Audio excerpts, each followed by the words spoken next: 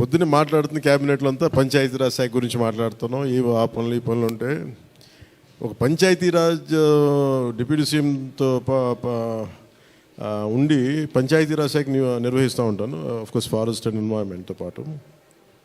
So Panchayati Raj శాఖ మంత్రిగా ఉంటూ కేవలం నేను పంచాయతీల వరకే పరిమితం అనుకున్నాను, కానీ సినిమా పంచాయతీలు కూడా చేసి మరి రిలీజ్ చేయాల్సి వస్తుంది నేను ఎప్పుడు అనుకోవాలి.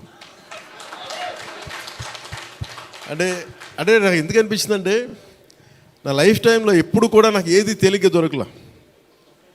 ఒక చిన్నపాటి అచీవ్మెంట్ కావచ్చు, ఒక నేర్చుకోవడం కావచ్చు, మేబీ అందరికీ ఇదే ఉంటుందో నాకు తెలియదు, కానీ నాకు ఏది కూడా ఏమంటుందని వడ్డించిన విస్తరి కాదు నా జీవితం. ఇప్పుడు అన్నీ కింద పడి ఇన్నాళ్ళకి పోనీ మనం డిప్యూటీ సీఎం అయ్యాం, సినిమా అలా రిలీజ్ అవ్వాలి కదా అని 70 రిలీజ్ అవ్వాలి. ఎంత అంటే ఎన్ని ఇబ్బందులు పడాలి, పంచాయతీలు చేయాలి, ఇవన్నీ చేస్తే నాకు ఒకసారి అలసట వచ్చేస్తాయి. నిద్రలేదు గత వారం రోజులుగా. నా జీవితంలో అది నేను ఆల్మోస్ట్ ఫిల్మ్ ఇండస్ట్రీకి వచ్చి almost close to 28 to 29 years.